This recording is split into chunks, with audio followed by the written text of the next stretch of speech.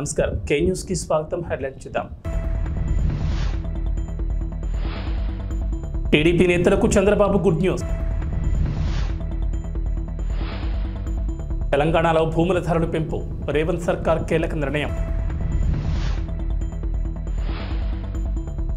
అమరావతి నిర్మాణంపై నారాయణ కీలక ప్రకటన, మంత్రిగా బాధ్యతలు చేపట్టగానే రాజధాని ప్లాన్ వెల్లడి. తిరుమలలో రద్దీ, భక్తులతో నిండిపోయిన క్యూ కాంప్లెక్స్లు, కిలోమీటర్ల మేర బారులు తీరిన భక్తులు. ఆంధ్రప్రదేశ్లో 5 ఏళ్ల తర్వాత టీడీపీ అధికారంలోకి వచ్చింది. 2019 ఎన్నికల్లో ఘోర ఓటమి తర్వాత తెలుగు తమ్ముళ్లు డీలా పడిపోయారు. అయితే చంద్రబాబు సారథ్యంలో మళ్లీ బౌన్స్ బ్యాక్ అయిన తెలుగుదేశం పార్టీ జనసేన బీజేపీలతో కలిసి మరోసారి అధికారంలోకి వచ్చింది. చంద్రబాబును ముఖ్యమంత్రిగా చూసిన కార్యకర్తలు, అభిమానులు, నేతలు ఆనందంలో మునిగిపోతున్నారు. అలాగే ఇన్ని రోజులు తాము పడిన కష్టానికి ప్రతిఫలం దక్కుతుందని నేతల నుంచి కార్యకర్తల వరకు ఆశిస్తున్నారు. ఈ క్రమంలోనే మంగళగిరిలోని టీడీపీ కార్యాలయాన్ని సందర్శించిన సీఎం చంద్రబాబు నాయుడు తెలుగు తమ్ముళ్లకు గుడ్ న్యూస్ చెప్పారు. ఏపీ ముఖ్యమంత్రి చంద్రబాబు నాయుడు శనివారం మంగళగిరిలోని ఎన్టీఆర్ భవన్ను సందర్శించారు. ఈ సందర్భంగా పార్టీ నేతలతో టెలికాన్ఫరెన్స్ నిర్వహించారు. ఈ కార్యక్రమంలోని బూత్ స్థాయి కార్యకర్తల నుంచి ఎమ్మెల్యేలు, ఎంపీలు, మంత్రుల వరకు పాల్గొన్నారు. ఈ సందర్భంగా నామినేటెడ్ పదవులపై చంద్రబాబు కీలక ప్రకటన చేశారు. త్వరలోనే నామినేటెడ్ పదవులను భర్తీ చేస్తానని ప్రకటించారు. పార్టీ కోసం కష్టపడిన వారికి నామినేటెడ్ పదవులు కట్టబెడతామని నేతలకు హామీ ఇచ్చారు. క్షేత్రస్థాయి నుంచి పార్టీ విజయం కోసం ఎవరు పనిచేస్తారనే దానిపై వివరాలు సేకరిస్తున్నట్లు చెప్పారు. అలాగే మూతపడిన అన్నా క్యాంటీన్లను 100 రోజులుగా తెరుస్తామని చంద్రబాబు స్పష్టం చేశారు.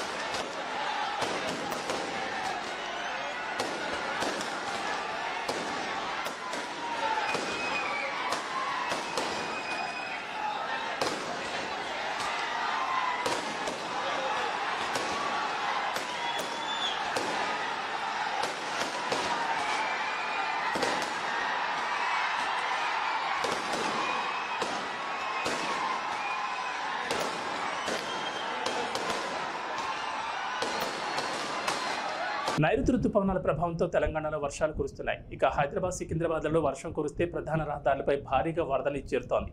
దీంతో ట్రాఫిక్ జామ్తో వాహనదారులు ఇబ్బందులు పడుతున్నారు. ఈ నేపథ్యంలో జంట నగరాల్లో ఎలాంటి ఇబ్బందులు తలెత్తకుండా పటిష్టమైన చర్యలు తీసుకోవాలని ముఖ్యమంత్రి రేవంత్ రెడ్డి అధికారులను ఆదేశించారు. ఉప ముఖ్యమంత్రి బట్టి, మంత్రులు ఉత్తమ్, పొంగులెట్టి, పొన్నం, శ్రీధర్ బాబులతో కలిసి శనివారం సాయంత్రం కమాండ్ కంట్రోల్ సెంటర్ను సందర్శించిన సీఎం అధికారులకు పలు సూచనలు చేశారు.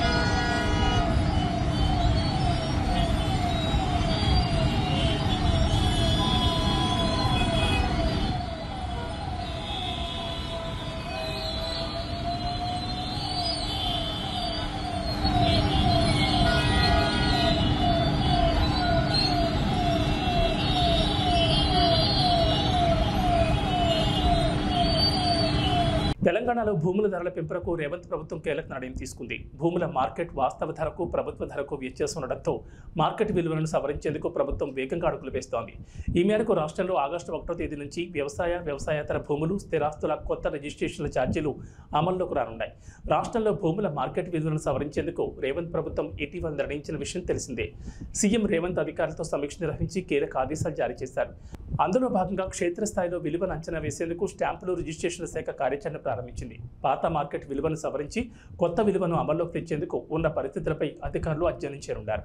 ఈ నెల 18న అదనపు కలెక్టర్లు, ఆర్డీఓలతో ఈ శాఖ అధికారులు ప్రైమరీ మీటింగ్ నిర్వహించి కార్యక్రమాన్ని షురూ చేయనున్నారు. దశల వారీగా పరిశీలన పూర్తి చేసి జూలై 1న కొత్త రిజిస్ట్రేషన్ ఛార్జీలను ఫైనల్ చేయనున్నారు. ఆ తర్వాత పలు దశల్లో పరిశీలన పూర్తి చేసి తుది మార్కెట్ విలువలను ఖరారు చేయనున్నట్లు ప్రభుత్వ వర్గాలు వెల్లడించాయి. ఈ నెల 19 నుంచి ఏపీ అసెంబ్లీ సమావేశాలు జరగబోతున్నాయి. ఆంధ్రప్రదేశ్లో కొత్త ప్రభుత్వానికి సంబంధించి పనులు శరవేగంగా జరిగిపోతున్నాయి. ఈ నెల 12వ తేదీన ఆంధ్ర రాష్ట్ర ముఖ్యమంత్రిగా నారా చంద్రబాబు నాయుడు ప్రమాణ స్వీకారం చేసిన విషయం తెలిసిందే. నారా చంద్రబాబు నాయుడు అనే నేను శాసనం ద్వారా నిర్మితమైన భారత రాజ్యాంగం పట్ల నిజమైన విశ్వాసం, విధేయత చూపుతానని, భారతదేశ సార్వభౌమాధికారాన్ని, సమగ్రతను కాపాడుతానని ఆంధ్రప్రదేశ్ రాష్ట్ర ముఖ్యమంత్రిగా నా కర్తవ్యాలను శ్రద్ధతో, అంతఃకరణ శుద్ధితో నిర్వహిస్తానని, భయం గాని, పక్షపాతం గాని, రాగద్వేషాలు గాని లేకుండా రాజ్యాంగాన్ని, శాసనాలను అనుసరించి ప్రజలందరికీ న్యాయం చేకూరుస్తానని దైవ సాక్షిగా ప్రమాణం చేస్తున్నాను.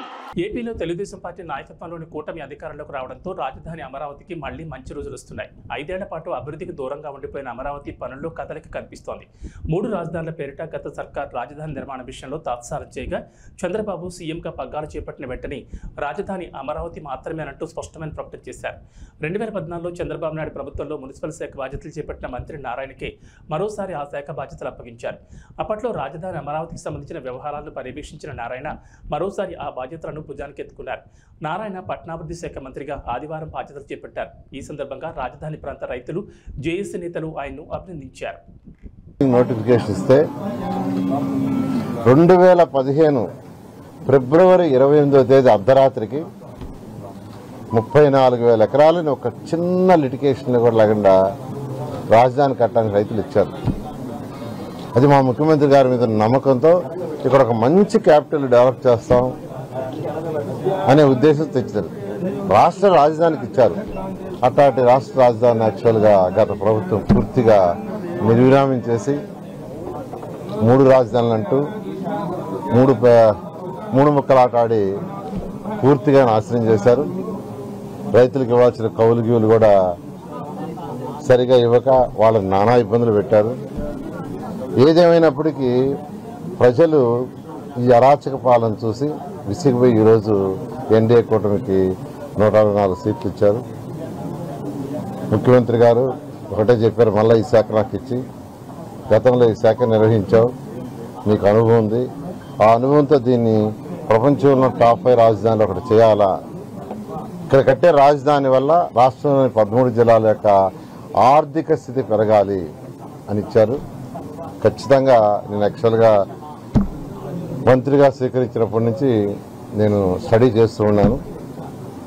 గత అనుభవం 2014 నుంచి 19 దాకా నేను చేసిన స్టడీ అంటే అప్పుడు ఆంధ్రప్రదేశ్ డిప్యూటీ సీఎం పవన్ కళ్యాణ్ మంత్రివర్గంలో తనకు కేటాయించిన శాఖలపై స్పందించారు. దీనికి సంబంధించి సుదీర్ఘమైన పత్రికా ప్రకటన విడుదల చేశారు.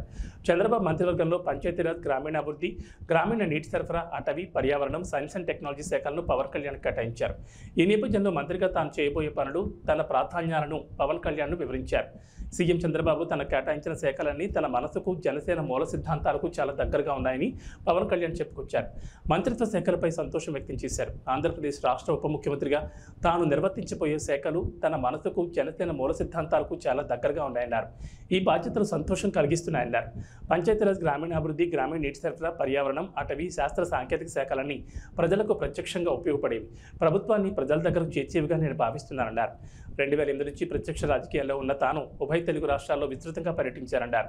2019 ఎన్నికలకు ముందు ప్రజా సమస్యలపై అవగాహన, మౌలిక సదుపాయాల కల్పనపై అధ్యయనం కోసం ప్రజా పోరాట యాత్రను తలపెట్టానని పవన్ కళ్యాణ్ తెలిపారు.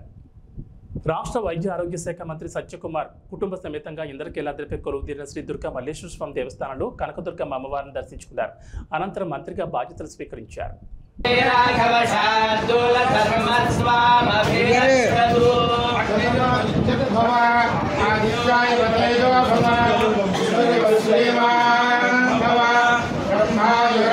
భవ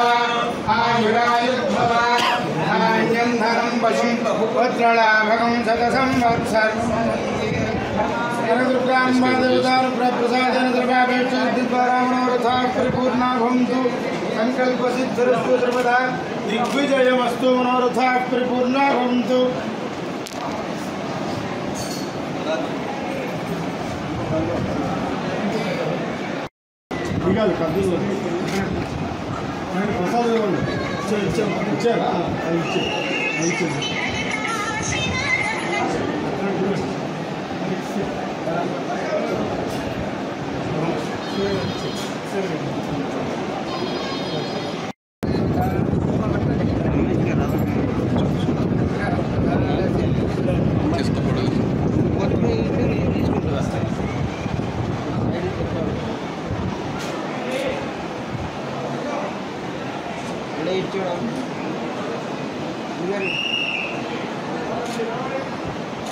मोबाइल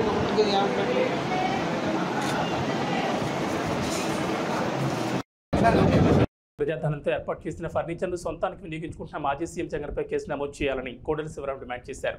జగన్ తాడేపల్లి లోటస్ బ్యాండ్లో ఇళ్ల మరమ్మతుల కోసం 18 కోట్లు ఖర్చు చేశారని ఆరోపించారు. ప్రస్తుతం జగన్ తన నివాసంలో సీఎంఓ కింద తెచ్చిన ఫర్నిచర్ ఇచ్చేస్తానని కనీసం లేఖ రాయలేదన్నారు. ఇప్పటిదాకా ఫర్నిచర్ ఇవ్వనందుకు కోడెలపై పెట్టిన కేసు జగన్ మీద పెట్టొచ్చు కదా అని ప్రశ్నించారు. మాజీ స్పీకర్ కోడెల శివప్రసాద్ ఆ రోజు ఫర్నిచర్ తన వద్ద ఉందని చెప్పకపోతే ఎవరికీ తెలియదని ఫర్నిచర్ తీసుకెళ్లాలని స్పీకర్కు లేఖ రాసిన తర్వాత ఆయనపై కేసు పెట్టారన్నారు.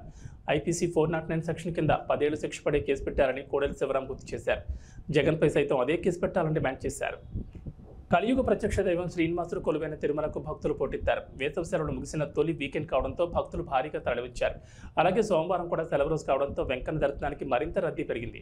శనివారం వేలాదిగా తరలివచ్చిన భక్తులతో తిరుమల గిరులు కిటకిటలాడాయి. శ్రీవారి దర్శనం కోసం వచ్చిన భక్తులతో వైకుంఠం క్యూ కాంప్లెక్స్లోని అన్ని కంపార్ట్మెంట్లు పూర్తిగా నిండిపోయాయి.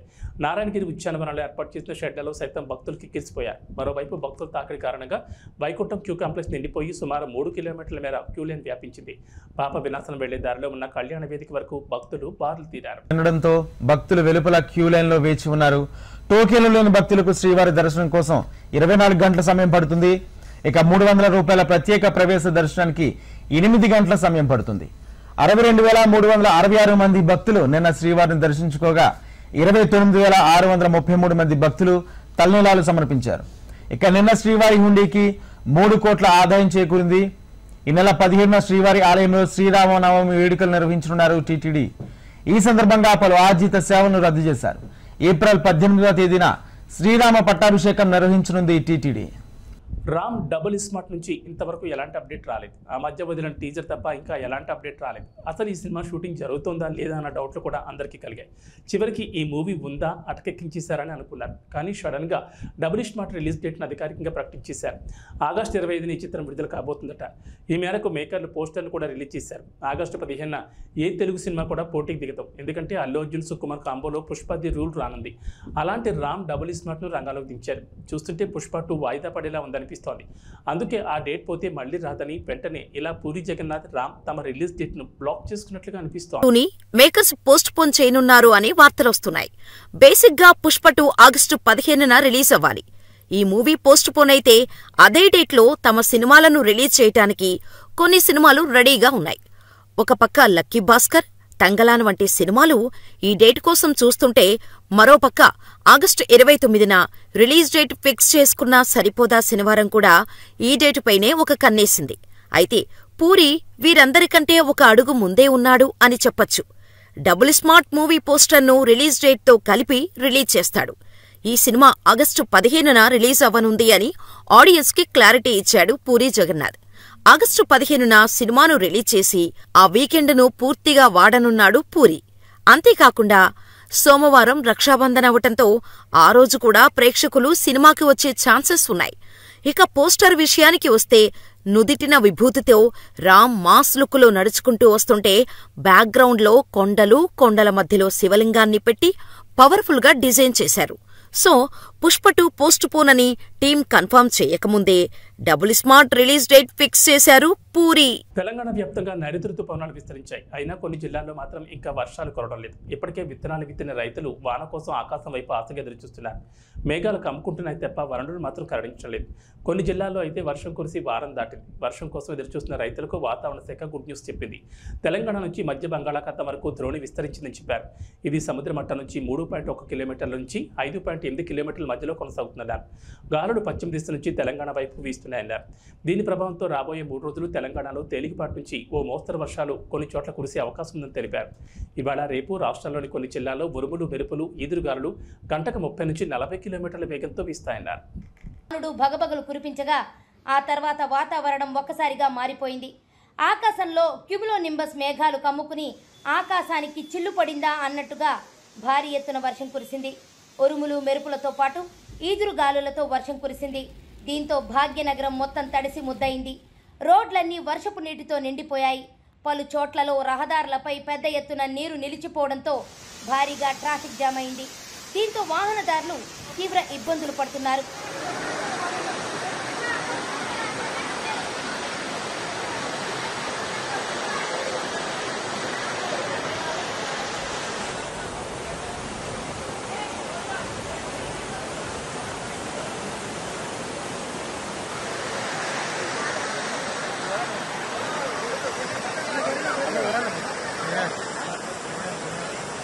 Jubilee hills, Banjara hills, Panjagutta, Kukatpally, Nizampet, Jeedimetla, Secunderabad, Uppal, Jagadgirigutta, Balanagar, Medchal, Keesara తదితర ప్రాంతాల్లో ఈదురుగాలులతో కూడిన వర్షం కురిసింది. అయితే నగరంలో రాగల మరికొద్ది గంటల్లో భారీ వర్షం కురిసే అవకాశం ఉండటంతో నగరవాసులు అప్రమత్తంగా ఉండాలని జీహెచ్ఎంసీ హెచ్చరికలు జారీ చేసింది. బలమైన ఈదురుగాలులు వీచే అవకాశం ఉందని, ఇప్పటికే వర్షం తీవ్రతతో రోడ్లపై వాహనాలు పెద్ద ఎత్తున నిలిచిపోవడంతో అవసరమైతే తప్ప బయటికి రావద్దని అధికారులు సూచించారు. అలాగే లోతట్టు ప్రాంతాల ప్రజలు అప్రమత్తంగా ఉండాలని హెచ్చరించారు.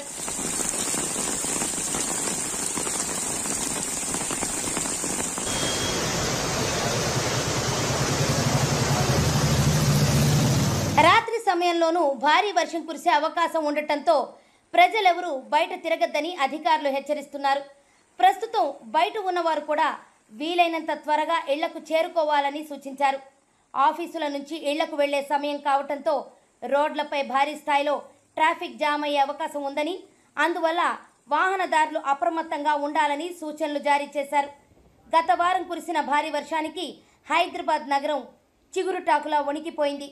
అదే తరహాలో గురువారం కూడా కుండపోత వాన జనజీవనాన్ని అస్తవ్యస్తం చేసేసింది. ఓవైపు వర్షాలతో, అకాల వర్షాలతో ఇబ్బందులు కలుగుతున్నా వేసవి తీవ్రత నుంచి ఉపశమనం కలగడం హైదరాబాదీలకు ఊరటనిస్తోంది. నమస్కారం.